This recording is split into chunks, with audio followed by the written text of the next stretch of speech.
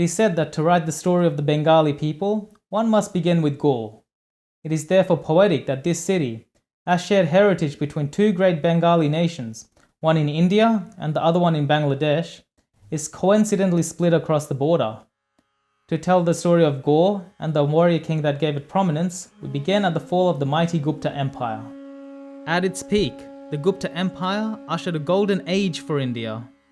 It contributed to about a third of the global economy and ruled over about a quarter of the world's population. However, during the 4th and 5th centuries, the Alkon Huns, a group of people hailing from the steppes of Central Asia, pillaged their way through the Indian subcontinent.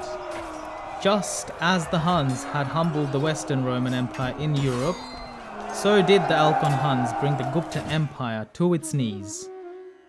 The Alkon Huns ceased to be a major threat after they were decisively defeated by the Gupta Empire and its allies at the Battle of Sondani in 528 CE. Despite this, the damage to the Gupta Empire had already been done as most of its military might and treasury had been depleted in their skirmishes with the Alkon Huns. As vassal states caught wind of the Gupta Empire's weakness, allegiance to the empire gradually became nominal or none at all. In the ensuing power vacuum, numerous dynasties rose and fought for control over various parts of the Gupta Empire. As chaos reigned, former allies against the Hunnic threat turned into enemies. The borders between dominions were not respected if they existed at all, and territories changed hands faster than a deck of cards. Claims over any piece of land during this period were many and tenuous. Yet, it was in this time of disorder that the Bengalis, a group of people who inhabited the mouth of the Ganges for thousands of years, would solidify themselves as a separate and independent ethno-political unit under the leadership of Shashank. As with many other dynasties during this period, Shashank began his career as a feudal lord in the service of the later Gupta Empire. Shashank, along with the other vassals of the later Gupta Empire, such as Devagupta of Malava, fought to protect the empire. Shashank operated from his stronghold in the city of Gaur. As an astute statesman and warrior, he kept the enemies of the later Gupta Empire, including the Maurkharids and the Varmans, at bay. Despite Shashank's heroics and dedicated service to protect the later Guptas, saving the empire at this stage was both futile and fruitless. The later Guptas continued to shrink in power, being plagued by corruption as well as land grabs from both internal and external enemies. They became embroiled in endless conflicts from all sides, including concurrent invasions from Tibet, the Cholukyas, and the Kalachuris. As a pragmatic leader, it was up to Shashank to decide how to best protect and serve his people. During these turbulent times, he could ill afford to rely on the later Guptas for assistance. Nor could he count on the goodwill of surrounding states to not invade and pillage the riches of Gaur for their own gain. A difficult decision lay on Shashank's shoulders as to the direction he would lead his people. Was he to loyally serve the later Guptas, be dragged down by its incompetent bureaucracy, and devote his military to protect the empire's rapidly vanishing lands? Or was he to take his people down an alternate, unknown path? On 594 CE, Shashank Gaur declares independence from the later Gupta Empire. Shashank establishes his own kingdom with his capital at Karnasuvarna. As king, Shashank is able to freely introduce reforms and pursue policies in the best interests of his people. As a testament to his foresight, Shashank introduces a new calendar to be used by his people. Dubbed the Bengali calendar, this very same calendar is still used widely by Bengalis, whilst being adopted as the official calendar of Bangladesh. The first year of this calendar coincides with Shashank's coronation as King of Gaur. In addition to his competency as a statesman, Shashank is well versed in the vicissitudes of warring states. Shashank is aware that if he does not subdue neighbouring states, it would be his own kingdom of Gaur that would be subdued. As such, Shashank adopts an aggressive foreign policy which rapidly grows his dominion. Shashank's armies humble rival kingdoms, while his diplomatic skills help him unify with smaller Bengali tribal leaders and kings over parts of southern Bengal, including Orissa. Harboring no ill will against his former overlords, Shashank extends a hand of friendship to Emperor Mahasenagupta of the later Gupta Empire. Shashank proposes that with his recently consolidated power and Mahasenagupta's military force, he could overpower the Kamrup kingdom of the Varmans in the east, and secure the borders of both Gaur and the later Gupta Empire. Mahasenagupta, seeing the wisdom in Shashank's proposal, agrees with Shashank's assessment, and together they launch an invasion of the Kamrup kingdom. Reinforced with Mahasenagupta's troops and his own war elephants, Shashank accompanies the expedition to the east. He personally leads the charge against Sustitavarman, the king of Kamrup. Sustitavarman is beloved to the people and is known to them by the name Sri Mrigank, denoting that the king has the characteristic elegance and gentleness of a deer. Despite his defeats at the hands of the more battle-hardened Shashank, Sustitavarman maintains his pride and refuses to submit. Sustitavarman makes a final stand. Following a heated battle, Shashank puts Sustitavarman to the sword and ends his reign. The crown of the Kamrup kingdom passes to Sustitavarman's two sons, who do not fare much better in the war with the great Shashank. Shashank defeats the two princes in battle and takes them captive. The war ends in Shashank's favor with the Kamrup kingdom neutralized. Within the span of a few years, Shashank has achieved a victory against the troublesome Kamrup kingdom unlike any before him had under the administration of the later Gupta Empire. With the Kamrup kingdom decisively defeated, Shashank has available as his options to attempt the annexation of its lands, plundering of its riches, and/or the slaying of the two princes. The merciful Shashank instead takes a third option: release of the two princes with a promise that they would serve as his vassal. Through this act of mercy, Shashank avoids the total collapse of Varman power and allows the princes to effectively administer the lands of the former Kamrup kingdom as their ancestors had for many centuries. Though effectively spared death, one of the two princes, Bhaskaravarman, takes insult to his vassalage and harbors an ongoing grudge against Shashank, which will be manifested in a more opportune moment. With his immediate flank secure for now, Shashank turns his gaze to face another group of old rivals with which he used to cross swords under the banner of the later Guptas. These were the Morkaris, who had continued their momentum of assaults against the later Guptas and were now a formidable kingdom under their king Grahavarman. They also possessed the state of Magad, which was lost from Ghorid control in a previous war against the Morkaris. In another fortunate turn of events for the later Guptas, Shashank forges an alliance with the now king of Malava, Devagupta, to march against the Morkaris. With the help of his former brother-in-arms, Shashank plans to retake Magad and restore lost honor to the newly independent Bengali people. A charismatic and confident speaker, Shashank convinces Devagupta of an easy victory and that they would be able to both equally share in the spoils of war. He notes that with Devagupta by his side, he will be able to launch a two-front war against the Morkaris. Shashank is proven correct in his assessment, and the onslaught of the two armies deal a devastating blow to the Morkaris. Shashank annexes Magad into his realm, sending a message to other kingdoms that the Bengalis are no longer a people to be trampled on or taken lightly. Devagupta, for his part, conquers Kanauj, the capital of the Morkaris. There he defeats and kills the Morkari king Grahavarman and imprisons his queen, Rajyasri. Yet, victory celebrations are short-lived, as it turns out that Rajyasri is no ordinary queen. Rajyasri, the wife of King Grahavarman, is also the sister of King Harshavardhana of Thaneswar and Harshavardhana. Unfortunately for Shashank and Devagupta, King Harshavardhana is a formidable foe capable of shaking the very foundations of their two kingdoms. As news of the allied victory reaches Thaneswar, King Harshavardhana takes serious insult to the imprisonment of his sister Rajyasri. The king hastily collects an army of 10,000 cavalry to rapidly march against the allied kings, free his sister, and take the recently conquered Morkari lands for himself. He leaves his brother Harshavardhana in charge of his kingdom. Anticipating Harshavardhana's reaction, Shashank mobilizes his own troops to march against the king. He intends to unite with Devagupta's forces and put up a combined front against Rajavardhan. With an army consisting only of cavalry, Rajavardhan is able to meet Devagupta's forces at lightning speed. Rajavardhan's cavalry surprises Devagupta's forces, who were tired and depleted from their battles with the Morkaris.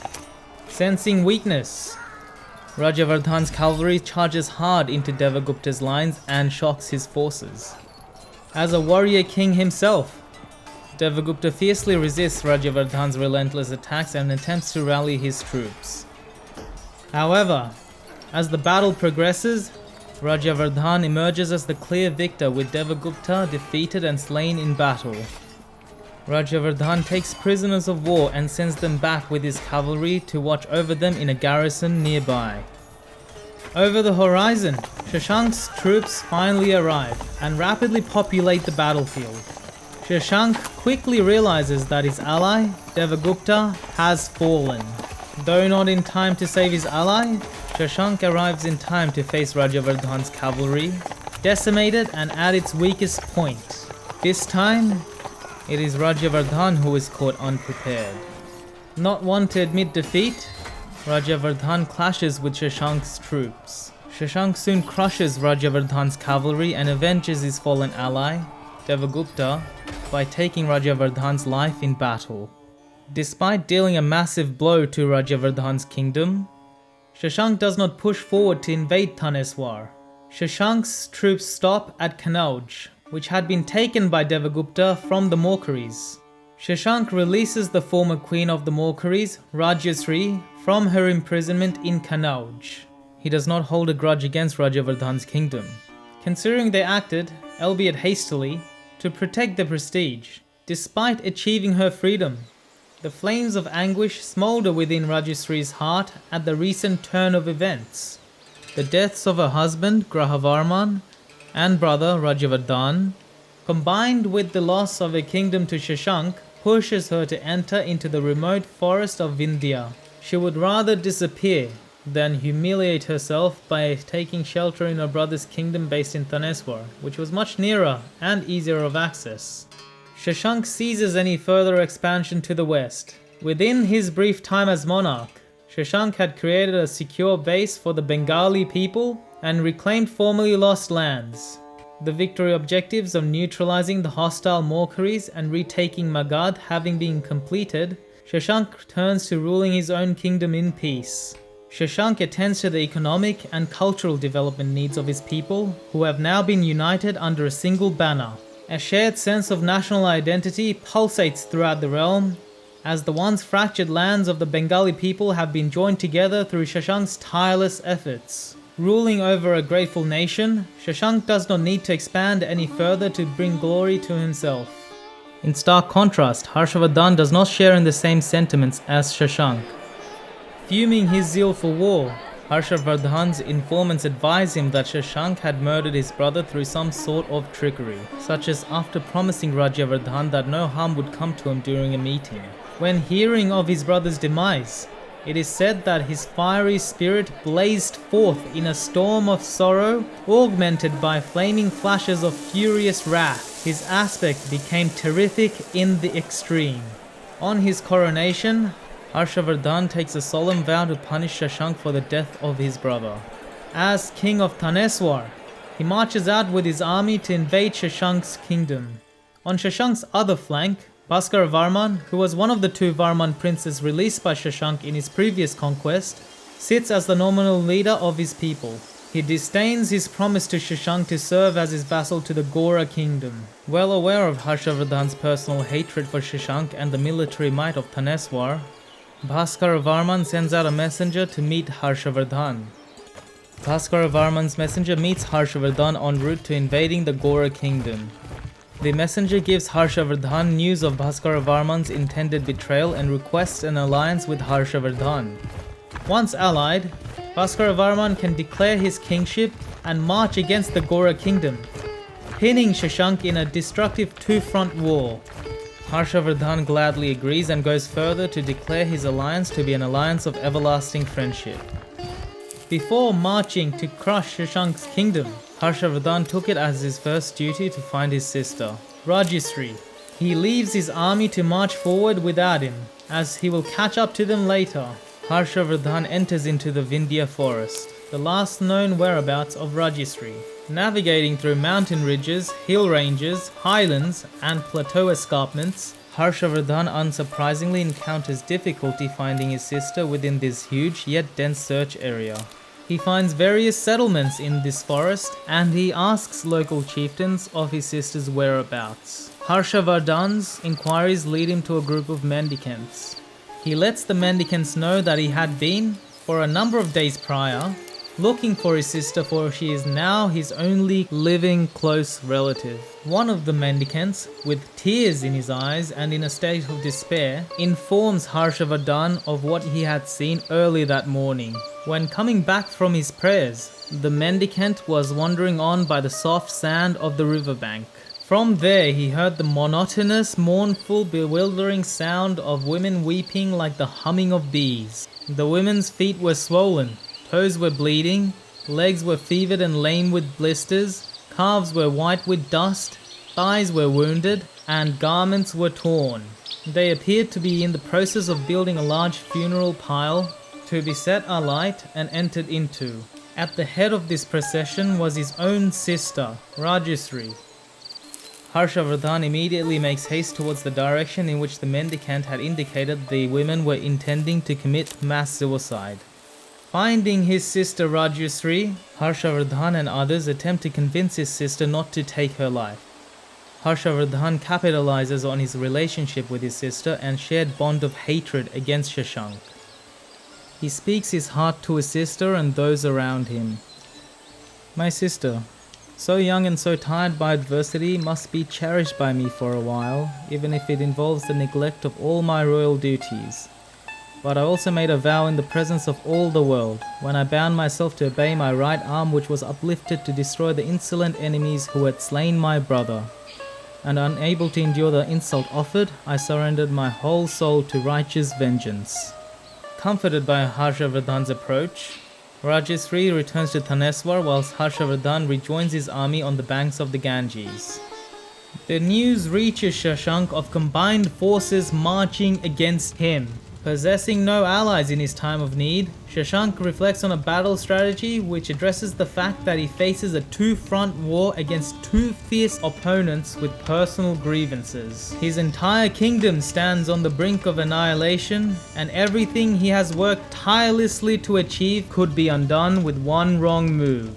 Finding no alternative, Shashank humbles himself to adopt a defensive strategy to deal with the oncoming threats. If Shashank dies, his kingdom dies with him. Yet, if parts of his kingdom were to be taken away, they can always be reclaimed. To preserve his life and thereby the life of his kingdom, Shashank retreats to his home city of Gaul. Throughout his years as monarch, he prepared for this moment by shaping his capital to be as prosperous and impenetrable as a diamond. From this ultimate defensive stronghold, he can withstand sieges and engage in a war of attrition against his enemies. Shashank's move to Gaur changes the rules of war to provide the Gaurid kingdom the best chances of survival. These new rules of war help to minimize the enemy coalition's strength of numbers, favoring the army with the strongest will to win the war. Fearing Shashank's military genius, Harshavardhana and Bhaskaravarman decide not to attack Gaur directly. Such a tactic would risk stalling their forces in a long-standing siege, causing their supply lines to dwindle and providing ample opportunity for Shashank to launch surprise raids into their ranks. Instead, Harshavardhana and Bhaskaravarman used their hordes to plunder and deliberately destroy the less defended regions of the Gaurid kingdom. They spare none in their way, leaving villages ablaze. The two kings hope to destabilize Shashank's power and draw Shashank into an open confrontation. Shashank does not take the bait and patiently withstands the relentless assaults on his kingdom. Facing the two kings in an open battlefield would mean suicide for him, and by extension his kingdom. The most he can do is wither down the enemy coalition and damage their will to fight. Luckily for Shashank, the Bengal region holds some of the most fertile soils in the world. This provides ample coverage for Shashank's smaller bands of skirmishers to use hit-and-run tactics on the invading armies, before disappearing into the lush vegetation. Not being able to gain any meaningful foothold in the Ghorid kingdom, the demoralized armies of Harshavardhana and Bhaskaravarman have lost sight of any easy victory. The two kings finally realize that continuing their campaign against Shashank will be more costly than any potential reward they may seek to gain. They turn back with their armies to their respective kingdoms without achieving any material success. Having saved his kingdom from total collapse, Shashank has achieved another victory for his people. Though much of his kingdom lay in ruin, the people remain united and firm under Shashank's rule. The kingdom is able to rise again as Shashank chases out any stragglers from the invading armies. Shashank restores the borders of his kingdom, with the small exception of Kannauj, which Harshavardhan keeps firmly within his grasp. Outmatched and humiliated, Harshavardhan devotes his next 6 years to the insistent expansion of his kingdom into an empire. His armies devour more easier targets. Following a war with the already weak later Gupta Empire, Harshavardhan forces Emperor Mahasena Gupta to become his vassal. Through these efforts, Harshavardhan subjugates northern India and ascends to the status of emperor. While Harshavardhan was busy becoming emperor, Shashank was rebuilding his kingdom into a fortress to withstand any further attacks from both Harshavardhan and Bhaskaravarman. Accordingly, no matter how big Harshavardhan's empire became, or what new tactics Bhaskaravarman employed, the enemy coalition would always become undone upon stepping foot in the Ghorid kingdom. Over the next 2 decades, neither Harshavardhan's empire nor Bhaskaravarman's kingdom were able to make any notable headway into Shashank's kingdom. Neither did Shashank make any expansion outwards against his two enemies, preferring to concentrate his efforts on his nation-building project and utilizing his genius in the defense of his realm. The states became locked in a stalemate. This was until Shashank, on a fateful day, became gravely ill with a disease which eventually took his life. Only after this point did Emperor Harshavardhan and King Bhaskaravarman again dare to venture into Ghorid lands. Shashank's son, Manav, succeeded his father to the throne. Unfortunately, Manav lacked his father's martial prowess to defend the realm against his father's old rivals. He succumbed to the overwhelming military pressure from the enemy coalition within a year of his rule.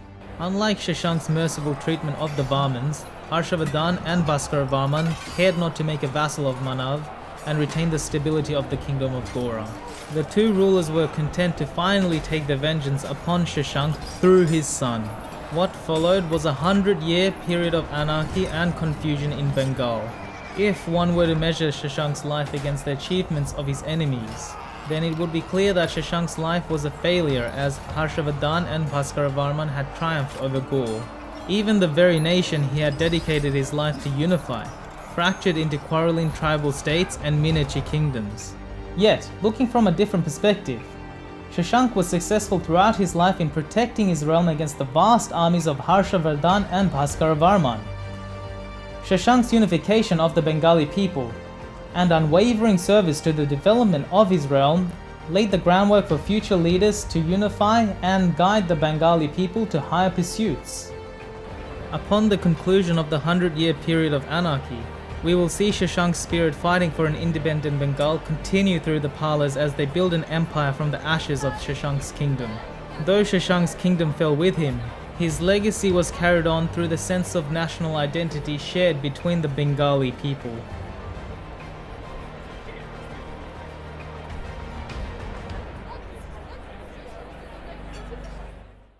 Thank you for watching this video. If you like this fun map of Bangladesh in the background, please do buy it from the link in the description, as it will help our channel grow. Also, if you enjoyed this video, please don't forget to like, comment, subscribe and share, as it will help us immensely. And if you want to go the extra step, please do support us through our Patreon. Catch you all in our next video.